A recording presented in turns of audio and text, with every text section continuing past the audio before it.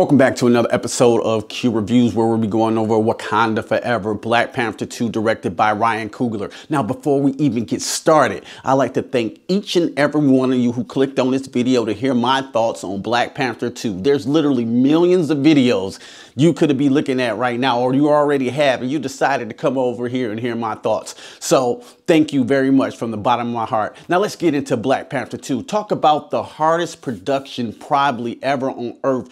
When in history do you lose your main actor right before production? You know, because we lost Chadwick Boseman, of course, who played T'Challa the Black Panther. And the whole movie is probably based around him. But before production started, he passed away from cancer. And cancer is a horrible, disease. And my heart goes out to everybody who lost someone from cancer. Of course, I lost someone very dear to me from cancer. So after of a film right before production starts, do you recast the actor? Do you put like Denzel Washington's son as the Black Panther? Or do you pay respect to Chadwick Boseman and the legacy he left behind and try to move this franchise forward? It's a very difficult situation to be in.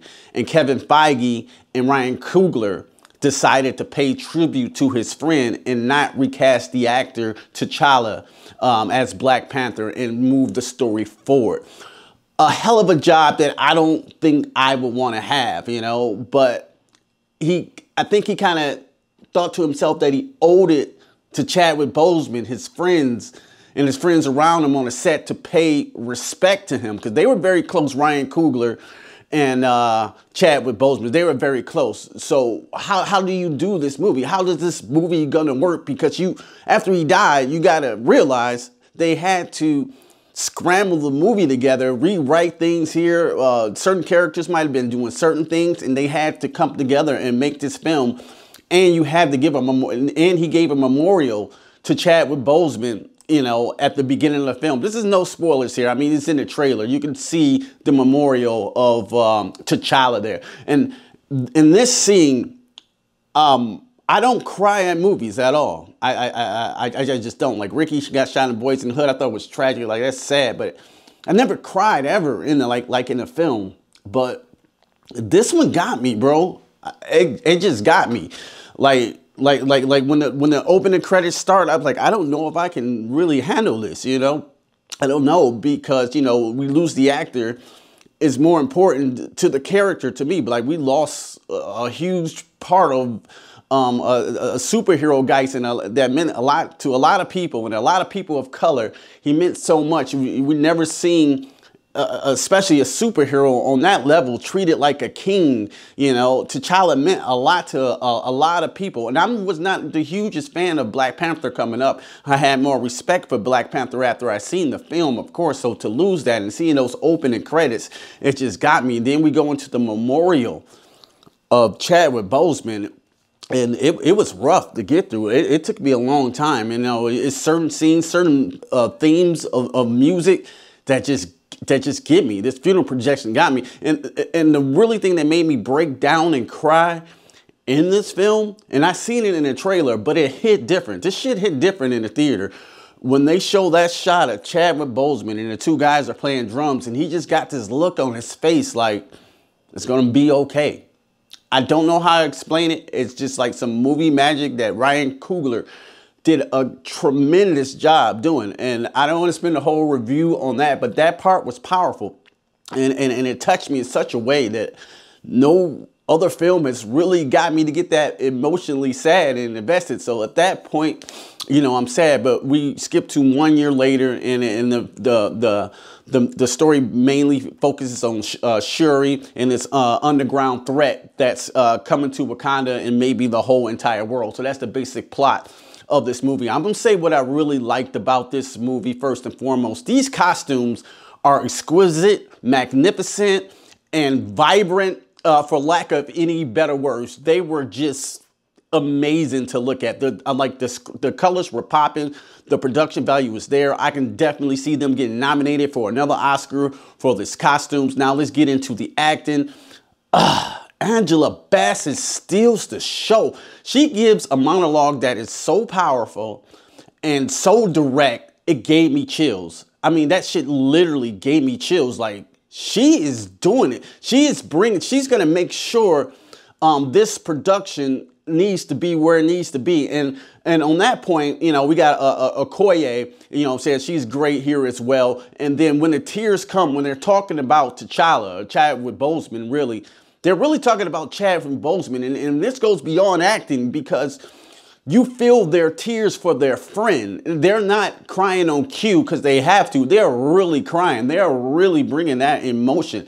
And that was special to see. And you know what I'm saying? Those got me. I didn't quite break down the tears on those parts, but like, that's not acting right there. You know what I'm saying? You know what I'm saying? That shit is real. Back on the acting here again, Winston Duke as M'Baku basically steals the show. Oh, I wish we could have had more scenes with M'Baku, but like at the beginning, I was like literally messed up, wrecked for like 10, 15 minutes into the movie. And then M'Baku comes through and he says a joke on Okoye, boy. And let me tell you, I bust out. It was legitimately the funniest line in the entire movie.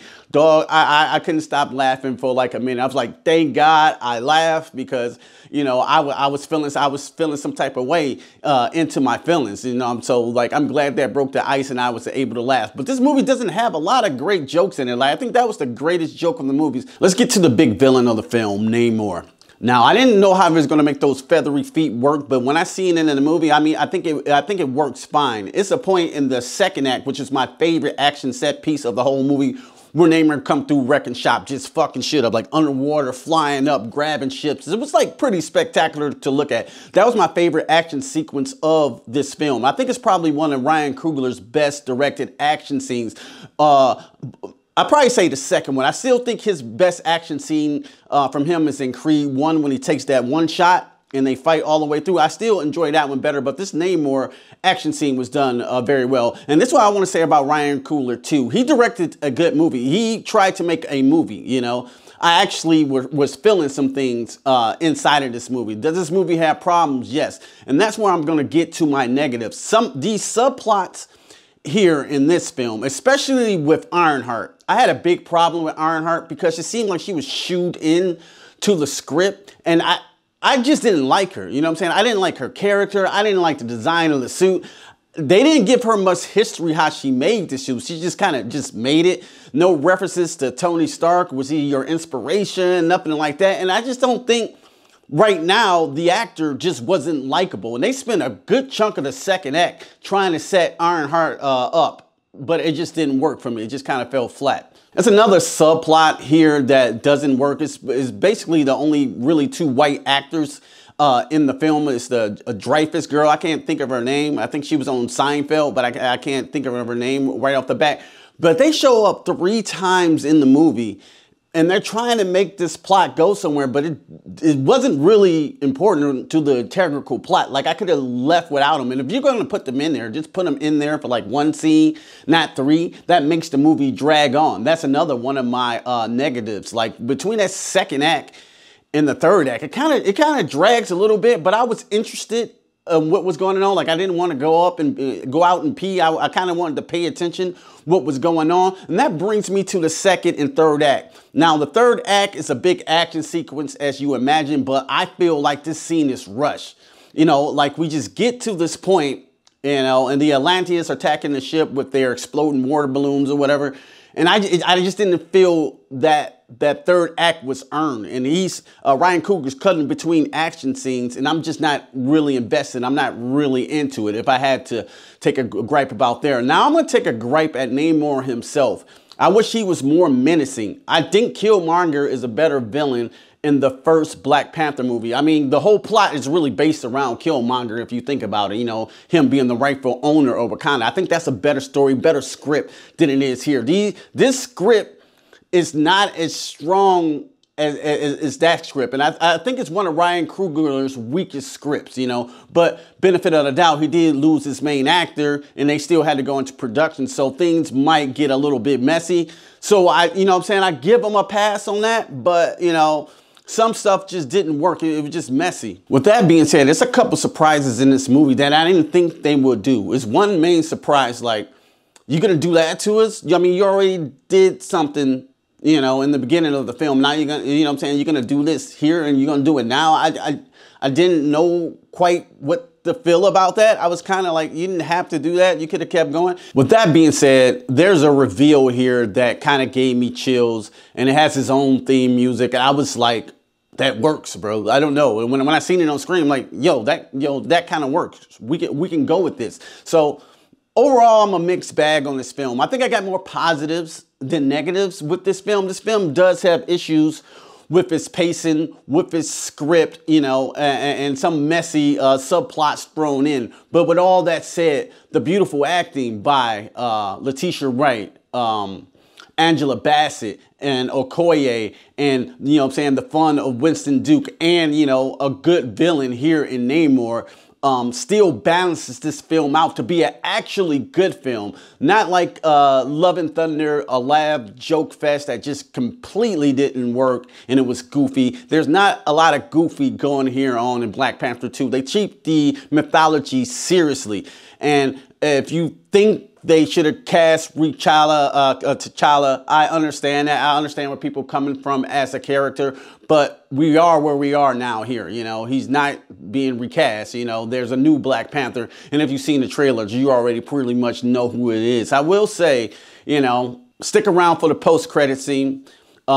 It's very interesting. So with all that said, it's a mouthful to say. You know, I can go on and on. I can ramble. You know, I'm going off the top of my head. But if I had to score Black Panther 2 Wakanda Forever, I think I'm still going to give it a 3.8 out of 5. You know, some messy subplots, you know, that rushed third act, and, you know, some things that didn't really make any sense. But I think overall, as a film, like as a good film, I think Ryan Coogler did a good film, especially with the circumstances that he was up against.